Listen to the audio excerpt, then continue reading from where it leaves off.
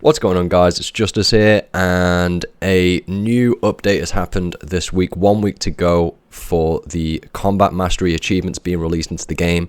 One of my most highly anticipated updates coming to RuneScape, which is why I have returned to play RuneScape. I don't usually do patch update videos, but I thought I just had the inclination because this is one of the biggest things I'm looking forward to. They have listed out 156 achievements that are already in the game.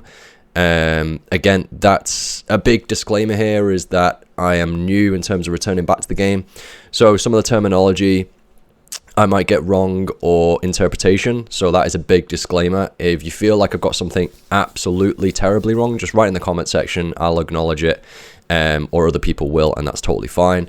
But yeah, I just want to give you my interpretation of these achievements. I think it'd be pretty cool. So I thought it'd be pretty fun for me to have a look at these achievements and just see my own interpretation of which ones I think are going to be most challenging for me personally.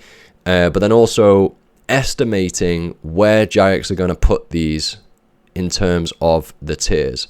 I might get this completely wrong. And I've tried looking through. There is a dedicated Discord channel in the RuneScape Discord.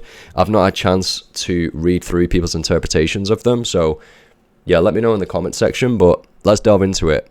From the dev live streams, it's estimated there's going to be around 550 combat achievements, so this is already a list of 156 of those. That's quite substantial, so let's have a look.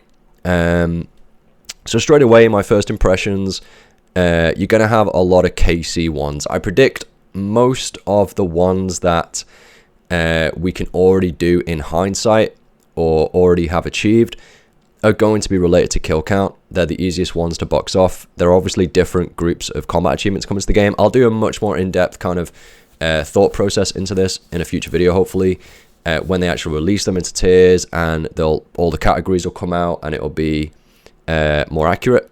In general, I know there's like kill count ones, there's perfect challenge ones, there's unorthodox, there's going to be enrage related challenges for those bosses that have enrage climbs, such as Zamorak, Archlakor, Telos.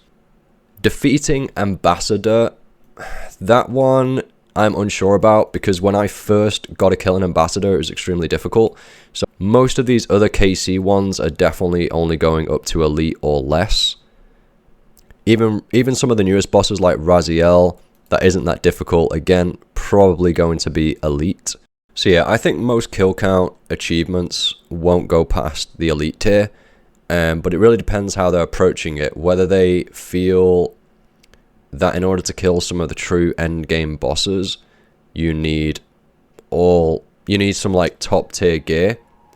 I mean, we know Necromancy is kind of powerful, so you could just get tier 90 full Necromancy, earn that yourself, train up that skill in isolation, and probably kill most of these bosses once you learn Necromancy. But maybe there's an expectation that some of these could go into Master tier because of gear-related reasons. Gear and elite skill requirements like Invention and the perks that go alongside that, and Archaeology with relics. Okay, I feel like they've ordered it like this for a reason. They do seem to be getting more difficult as you go down the list. For example, I think defeating... maybe not. No, there's no relation, because just defeating Zook 10 times and then in hard mode... No, okay. I mean, it would be nice, I guess, if they gave more information, but they really don't have to, because the update's not coming out for a week. This is just pure speculation. I think Zook hard mode definitely took a bit of learning to get that down, and especially a lot of people might not do it 10 times anyway, because they might just do it for the capes, which only requires a limited amount of time. Although to get the capes you have to do all the challenges as well as defeating Zook. I think this is going to be a master achievement, because yeah, Zook hard mode isn't straightforward. Virago in hard mode, I'm sure there's one in relation to defeating Virago in hard mode. Again, that's got to be master more likely than not, because it does require you, it says it in the word, it requires you to master every single Virago rotation. You know, I can't underestimate this. Like, I was there when Virago was released. I do understand the rotations, but I can't underestimate, like, the learning that, you know, had to go into, each of the week's rotations, and then hard mode is combining all of that roughly, somewhat, into multiple phases, whilst also doing it with other people, which already adds an element of difficulty to it. So I think that's got to be master. I think Vorkath hard mode isn't a walk in the park to learn once again, because I wasn't able to just go in there and kill it blindly. So, but then you get to Zamorak and you get to the enraged bosses and you think Zamorak 500% and then Vorkath hard mode. Like, Vorkath hard mode is surely easier than learning the entirety of Zamorak at 500%. So that pushes Vorkath down for me when I get into these enrages now.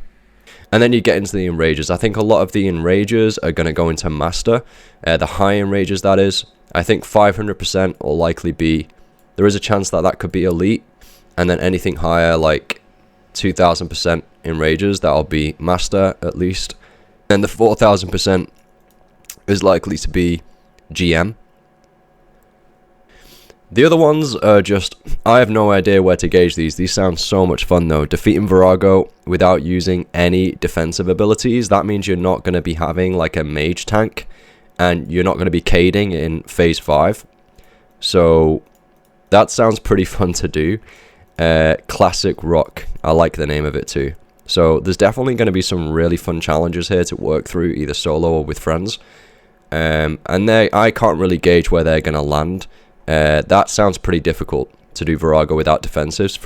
You know, you're not going to be able to devotion anything either, because that's an obvious defensive. You're not going to be able to res any bombs, like, hey, let's bring the axe back out. You know, I don't know. So that's going to be fun. On reflection, though, you could, in effect...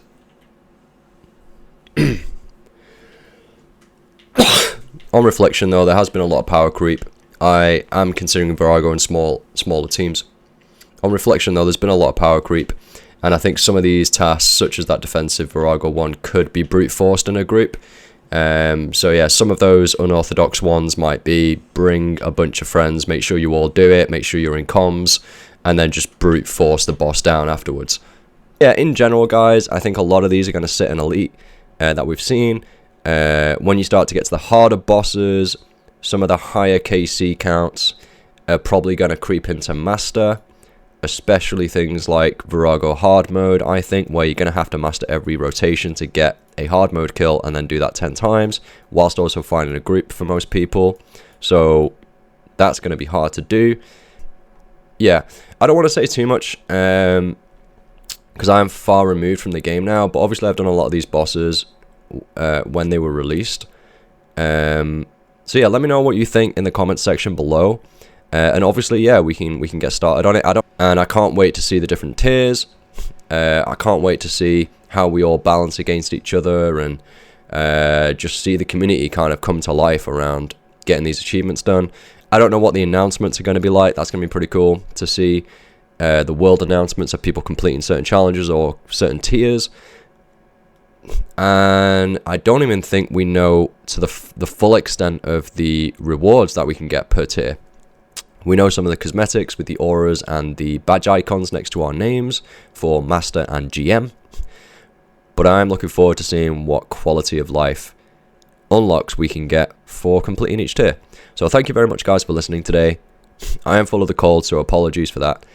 I am full of the cold, so yeah, not the best to listen to right now. But yeah, thanks for watching, and I'll see you guys in my next video. I've got a couple in the pipeline. Let me know in the comment section what you're excited for to do with combat achievements.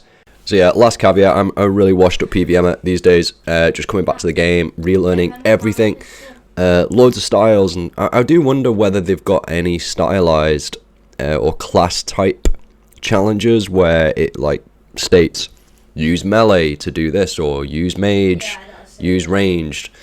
I don't know if they've actually considered that to encourage the use of different styles of combat. I'm not sure.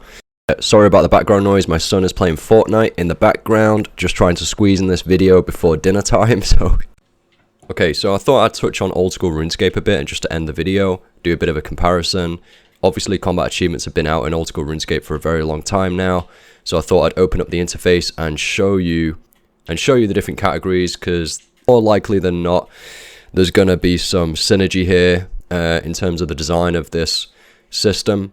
So if we open up combat tasks here, you can see the different tiers. You've got easy and medium all the way through to Grandmaster. Certain in some preliminary designs of the UI that were released for RuneScape. It showed you where you were in terms of percentile against the rest of the player base who have participated in getting maybe at least one achievement, let's say. I'm not sure exactly how it's calculated, but that'd be really awesome to see, to really just understand and gauge where you are across and against the player base. I don't think there's anything wrong with a bit of competitiveness and understanding like where you are, and that helps people interact better overall. Obviously, you get the extreme of that with elitism, but I think I would hope that most of the player base is now mature enough to handle that, and for us to handle that as a community. I think it's really, really good to gauge yourself. Like on World of Warcraft, it's really fun to go for top ranks or like keep pushing keys. Like there's always that competitive edge, but you know, there's a balance between it. Okay, so if we go into filters and we go into tasks, you can filter by tier, filter by type, by monster, and by those that are either completed or incomplete. So the types are what we're interested in. I think there'll be some synergy here in the design, going from old school to RS3. We've already had confirmation of some of these things, just with different terminology. So kill count's a very obvious one. We've got mechanically heavy challenges. We've got perfection kills where you'll have to do a few of those mechanical challenges all in one kill. So, you know, you'll complete 3-4 challenges before that, and then the perfect version, the perfect variant, the perfect kill would include doing those 3 or 4 challenges all in the same kill. Restriction is probably similar to the word that's used in RS3, unorthodox, such as the Virago one where you can't use your defensive abilities. Stamina is similar to kill streaks in RS3. There may be others like this though, where you have to kill the boss X number of times without banking. It feels a bit odd in RS3 a little bit because I'm not sure whether bosses even respawn. So in quite a few areas. So, but probably the stamina one is related to kill streaks, more so in RS3. So, you know, stacking up kill streaks where bosses have that have that system. Last thing to touch on is speed. I have completed a few of these. Let's just have a look. Examples of Grandmaster speeds were like killing Araxor 6 times in 10 minutes, and then Vorkath, killing Vorkath in less than 54 seconds. So speed kills in old school RuneScape are largely dependent on having absolute BIS gear for that particular boss fight. So that can vary. So like with Vorkath, you want a Dragon Hunter weapon. So that could be like a Dragon Hunter lance. I think I did it with like maybe at least Bandos, preferably Torva, to reduce RNG. So these speed tasks on old school RuneScape are largely dependent on having best gear for that particular boss fight. So for example, Vorkath, it'd be having like a Dragon Hunter weapon.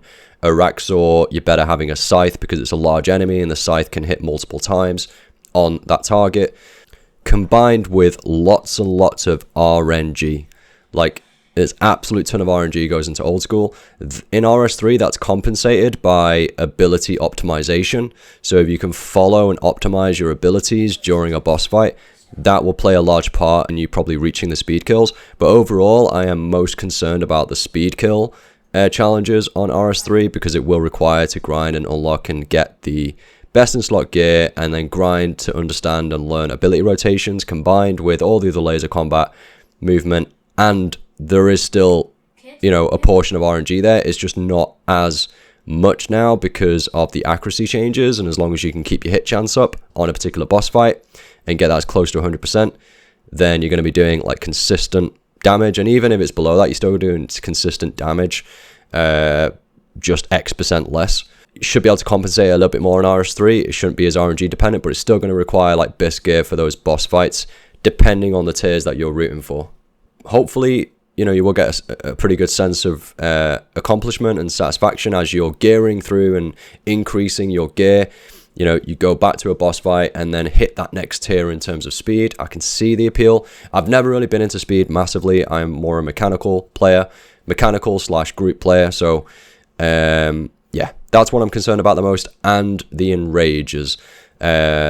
The high enrage kills are also what I'm concerned about, because number one, you have to grind an absolute ton to get to that enrage usually at a particular boss that has that system, and then once you get there, obviously you need to be able to kill it. So yeah, kill streaks as well. Never been a big fan of like having to do, you know, 200 kill streaks. Just dying at like 180 or something, 180 out of 200 would just absolutely kill me. Conceptually not a big fan of that, just due to the huge highs and then the huge lows on the other side of it, where if you die during a kill streak, on top of that, I think you lose like loot as well at some boss fights. So yeah, I'm not a big fan of the huge kind of highs and then lows with the same content. Like, I'd prefer just to kind of balance it out a little bit, or bring, you know, bridge that closer together a bit. I feel like kill streaks stretch out those highs and lows a bit too much for my liking, but that's just a personal preference. Let me know what you think in the comments section. What achievements are you looking forward to doing? Which ones are you most scared of?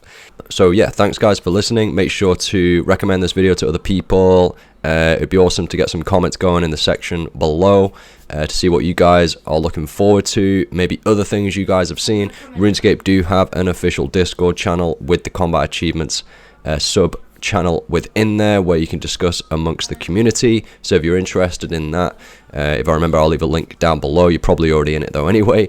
But yeah, thanks guys for watching. Give it a thumbs up, and if you're new here, make sure to subscribe for future content, and I'll see you guys in the next one.